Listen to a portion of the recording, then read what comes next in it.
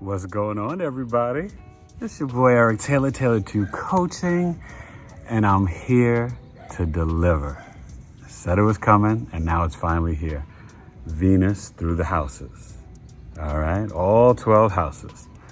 So like always, please subscribe, ring the bell, comment down below. Let's talk about Venus and this placement. So what is Venus? You've been waiting, you should know.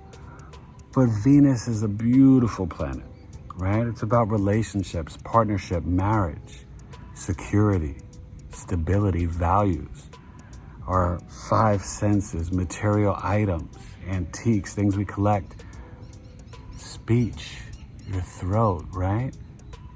Fine foods, fine wine. Venus is charm, right? It's our love language, especially for a woman. Men, Venus is the type of women we're attracted to. Now, Venus is, part of that big three in terms of, some say in ancient times, the Father, Son, Holy Spirit. You got the sun, you have the fixed star Sirius, and Venus, the brightest planet. So, what's the first house? The first house is your rising sign ascendant that you see on the eastern horizon when you're born. Okay, so when you have planets in the first house, they're very important.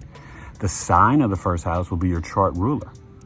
All right, so if you happen to be a Taurus or Libra rising, right, it's like a double Venus. You got Venus in the first house, and Taurus is your chart ruler, Venus, Libra, rising sign, chart ruler, Venus. And that's where Venus is at home. Now, it's exalted in Pisces, home in Taurus and Libra. So that means it falls in Virgo. It's in detriment, or some say debilitated, in Scorpio and Aries. But it's not a death sentence, okay? Let's not trip. You have to learn there's levels to this. And astrology is so deep and complex, and there's so much to explain. Now, the first house, though, it's your physical body, right? You're born, it's I am. It is your appearance, your outlook, the energy and aura that just oozes out of you, all right?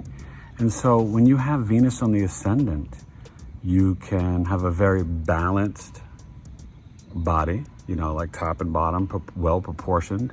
Same thing with your face. You can be very handsome or attractive, but, there's certain, degrees of the ascendant where it's not always outer beauty, but it is always a charm, being relatable, people just finding you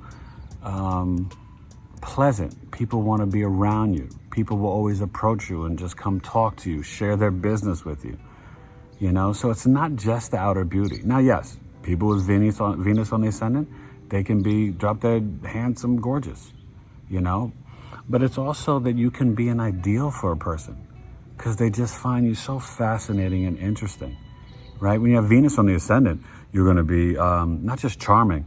You could have a nice, speaking voice. Your energy that you emote is very charming and relatable, and people can find you beautiful and attractive. Venus, though, I think when you have Venus on the ascendant in the first house, and I think a couple of famous people like Blake Lively, Kourtney Kardashian have it, but and is it Katharine Hepburn? I don't know. But anyway, when you have it growing up, you might not see yourself the way the world sees you, but you could still be extremely popular, right? But you sometimes can struggle with self-love. And then some of these people, low vibration, can use this, and you have to know the sign on the ascendant. But some people can use it, as manipulation. They could be kind of narcissistic or extremely arrogant.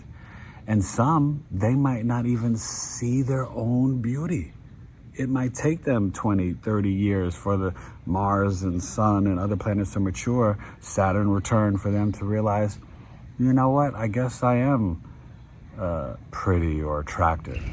And this all plays out with how you were raised, your rising sign, all these aspects matter, You see Venus in the first house, for a Scorpio rising, that's very different for Venus in the first house for Sag or Pisces or, Gemini, okay?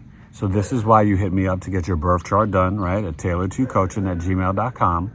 And then you understand the whole story of what Venus is on the ascendant and how it plays out with the person's physical appearance, their physical body, and all those different aspects. All right. Now, these people, they really have a sense that they want relationships, right? It's opposing the seventh house of relationships.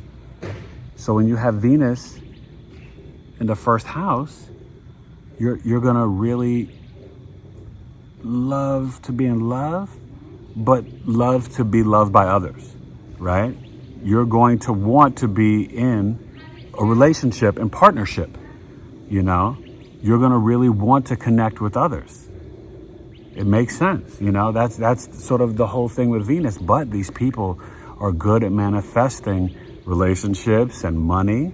You know what I mean? There's this thing where you can be an ideal partner, with Venus. So just understand that this placement, they're very harmonious, okay? Venus in the first house is like this, there's this inner peace and like je ne sais quoi and charm that they have about them that make others relate to them on a really cool level. And these people can be very sensual in terms of like in a relationship or just in a sexual relationship. They're definitely going to be pleasing to their partners.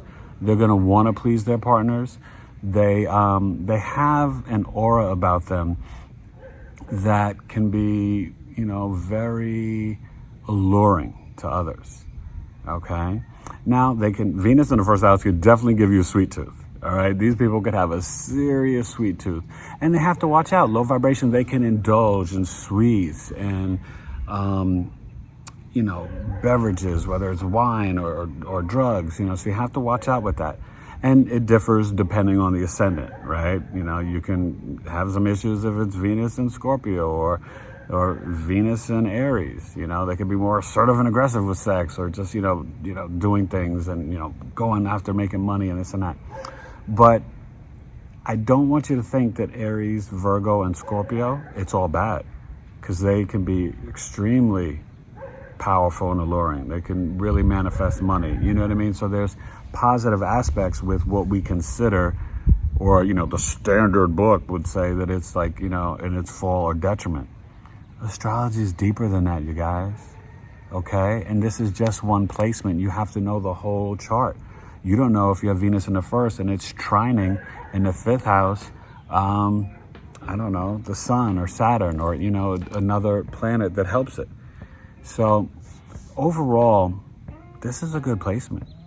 You can age really well, but these people at the end of the day are going to have a deep inner beauty.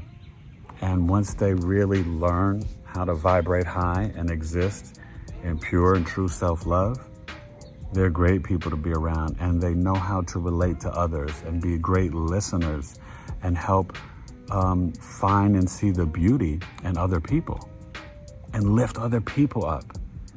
This is not any type of jealousy. And, I think it's a lifetime of trying to find peace, balance, fairness, harmony, and justice. These people can be remember, it's also trying in the ninth house, so they could be very spiritual and find beauty in nature, foreign cultures, and in traveling. They're super creative. They're great singers, rappers, artists, dancers. They can be amazing writers and actors. They just appreciate culture. And a lot of these people, Venus in the first house, they do like to collect things, So, and they can be very sensual and sexy. All right. So I think that's pretty much it. And, just reach out to me. follow my Patreon, join my spiritual family, Taylored2C at Twitter, at Big 3 Astrology, the Instagram and YouTube. It's Taylored2U Coaching. But to book your services, email me directly at Taylored2UCoaching@gmail.com. And guess what? I got Venus in the first house. This is my placement. Not bad. Eric Taylor, Taylored2U Coaching. Bye, Venus. I hope you guys enjoy the series. All right? Venus through all 12 houses. Venus in the first house. I get you. I know you. I understand you. And I am you. Peace. God bless. Taylored2U Coaching. Later.